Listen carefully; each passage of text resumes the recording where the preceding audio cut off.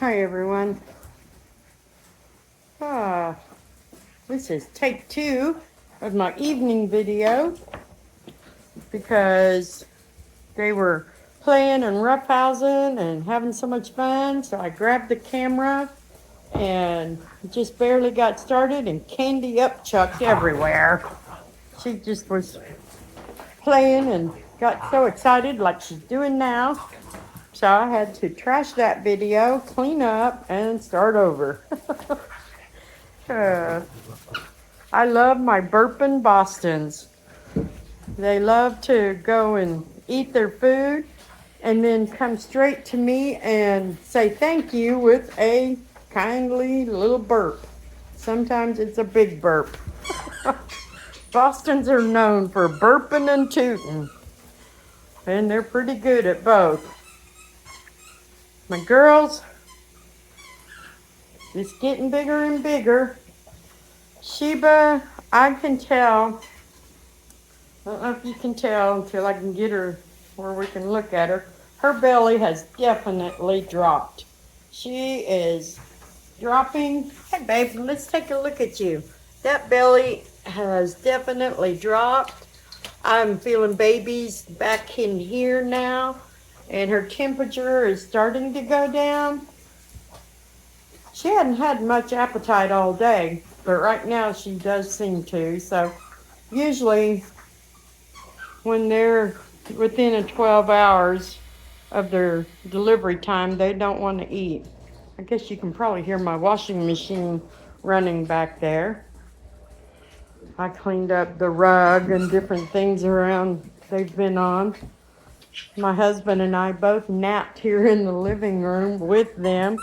And Susie, if you're listening, I know how I messed up my sciatic nerve. When I lay on the couch, they all want to pile up there with me, and several of them actually I lay on my side so there's room for them all, and a couple of them will lay on my top side. And I did that today, and that's my left side. And I got up with my sciatic nerve bothering me a little bit. Not too much. I'll work it out. In fact, I've been up working. I want to show y'all my nursery. I've got tops on all my playpens now. That garden fence is amazing. It's just a roll of flexible garden fence and some of these tent bungees. And hey, no, you stay out. Nobody in here right now. There's just not enough room. Sorry. This stuff was really good. It cut real easy. So I worked off of this one. I rolled it out and cut it to size.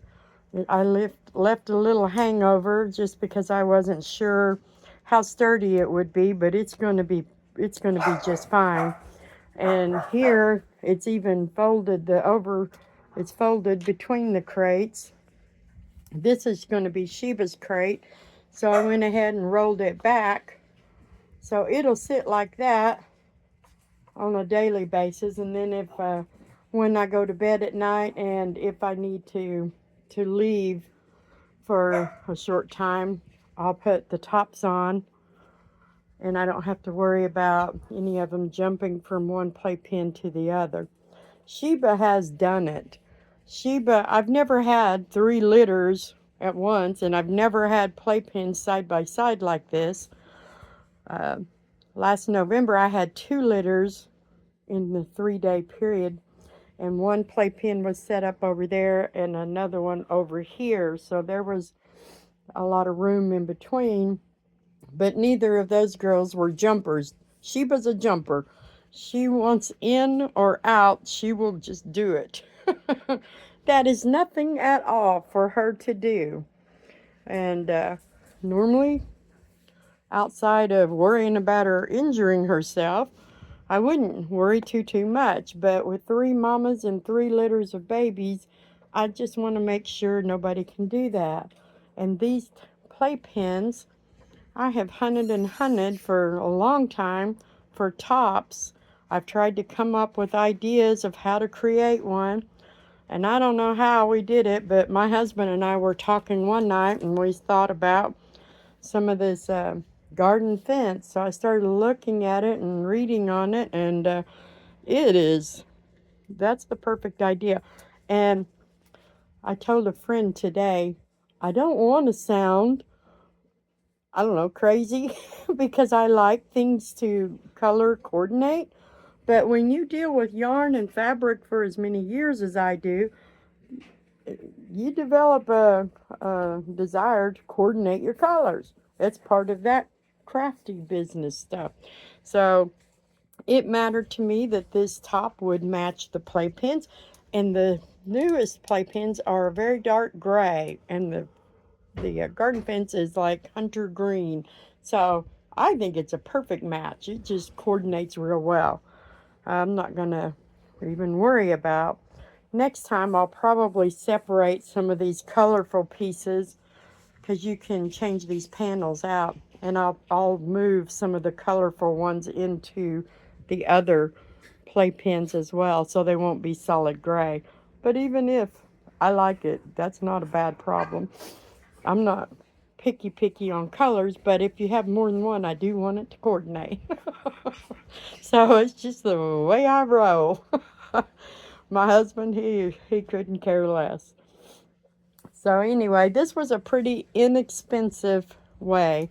I got 2 rows of the garden fence, and really one was all I needed, but I wasn't sure how sturdy it was or if it would tear, so I went ahead and got 2. And so I think the ones that I've cut and have on here will probably last for years. But the total for 2 rows of the garden fence and 125 bag of the bungees was like $70. So that is not a bad deal. None, and I have plenty I can recreate. However, later on I'll take out these side panels and we'll have one giant square playpen. And we may want a top for it, but I doubt it because babies won't be jumping out and mamas won't want to get back in at that point. So anyway, I think that's going to work really nice. And anywhere I set up my baby pins or play pins, I think we'll have a deal that'll work. I can see, they can see, and it's just enough of a deterrent to stop anybody from jumping out of there. They are wound up tonight. It's almost 100 degrees outside right now at 5:45. So they have been in and out a lot, but I'm keeping them mostly in. And they're just playing all over the place. I have a feeling we're probably going to see puppies within 24 hours, or we're at least going to enter into labor within the next 24 hours. Probably sometime tomorrow. Just the way she's looking and acting. Her temperature is less. It's almost a full point down, but not quite. It could spike back up to normal real fast. Hey, stop it. Poor Chloe. Joey, you stay out of that. Chloe, y'all keep the bed off of the AC vent. My goodness, it's hot. My goodness, go. My husband took the recliner out so I could set up my sewing center. But right now, it's just one big doggy day care center. Oh my goodness, look at that. Look at that Prego. She's laying right on the AC vent. Oh, it's a rough life, baby girl. Ray Ray. Oh, pretty Ray. I see your face. I see your face. Oh, I didn't mean to disturb you. I've always had one Boston who loves to lay on the AC vent.